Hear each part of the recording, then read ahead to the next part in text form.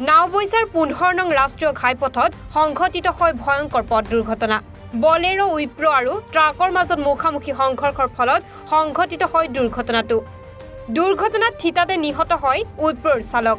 নিহত চালকজনৰ নাম বসন্ত বৰা। বসন্ত বৰাৰ ঘৰ যোৰহাটৰ টিয়কত বুলি জানিব পৰা গৈছে।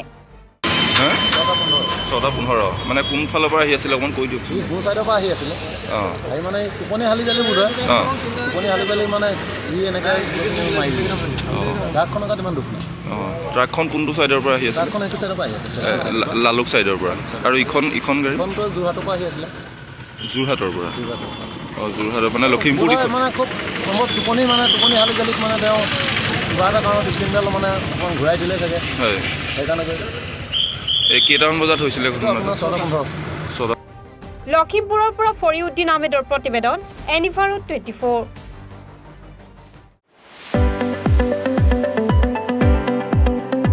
ৰঙাপাৰাবাসীৰ বাবে সুখবৰ। আপুনি যদি দুচকীয়া বাহন ল'ব বিচাৰিছে তেন্তে এতিয়াৰে পৰা আৰু চিন্তাৰ কোনো প্ৰয়োজন নাই।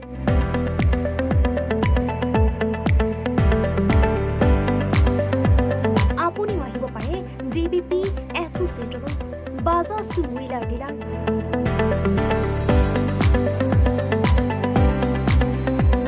আমাৰ ঠিকনা ৱাৰ্ড নং 8, ঠাকুৰবাৰী ৰোড, ডাকঘৰ, ৰঙাপাৰা, জিলা শোণিতপুৰ।